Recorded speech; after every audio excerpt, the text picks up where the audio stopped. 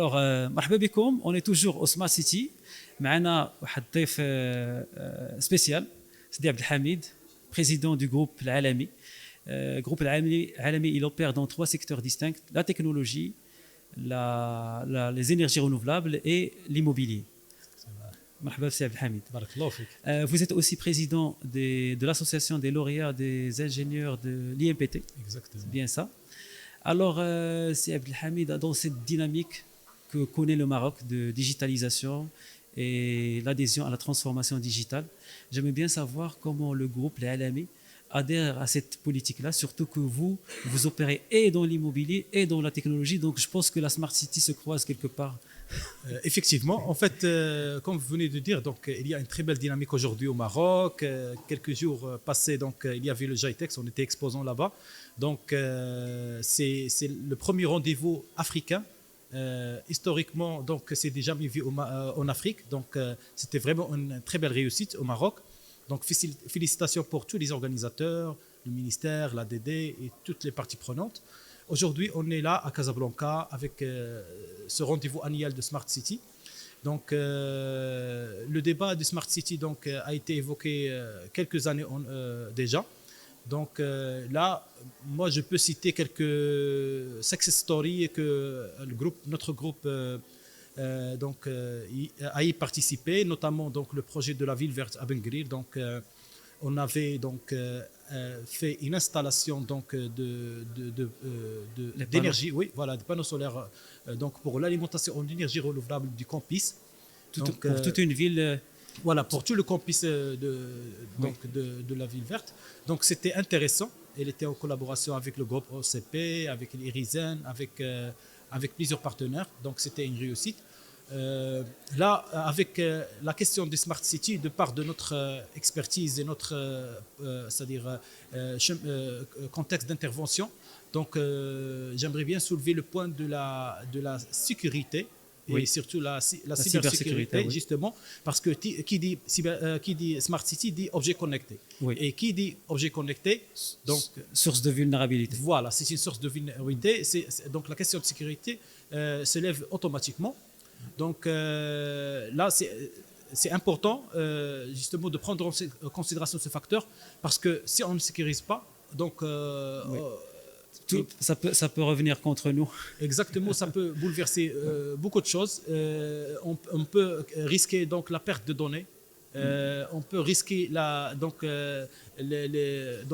justement le vol des données personnelles des gens. Oui. Donc c'est un risque qui est réel, auquel il faut y réfléchir oui. Dès maintenant. Donc c'est pour ça donc on trouve qu'à l'échelle internationale, on développe aujourd'hui des standards et même des softwares pour mieux sécuriser les objets interconnectés,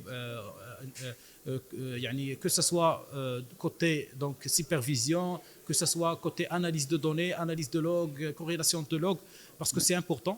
Oui. Donc, oui, voilà. Bien sûr. Oui, bien sûr. La partie cybersécurité est une nécessité, c'est un must-have à avoir aussi bien dans les organisations que dans les villes. Donc voilà, pour la gouvernance de la data. Exactement. Donc pour moi, je pense que on a aujourd'hui une entité, une instance nationale qui a une vocation de veiller à la protection des données personnelles. Donc il faut qu'on l'implique aujourd'hui. On a l'entité qui est la CNDP. Ouais, la CNDP, exactement.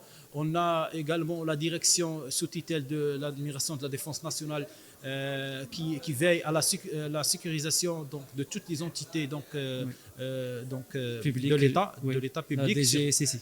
La DGSSI, justement. Donc, ils sont très bien sensibilisés par rapport à ce point-là. Ils font beaucoup de travail aussi. Effectivement, travail de formation, sensibilisation. Oui, donc c'est un travail de veille aussi, à 24 sur 24, oui. Parce qu'il le faut. Donc là, il faut vraiment... on aura un changement d'habitude chez les utilisateurs, chez les Marocains, donc de plus en plus, à travers l'adoption de plus en plus d'objets connectés dans les maisons, dans les rues, dans les moyens de transport urbain.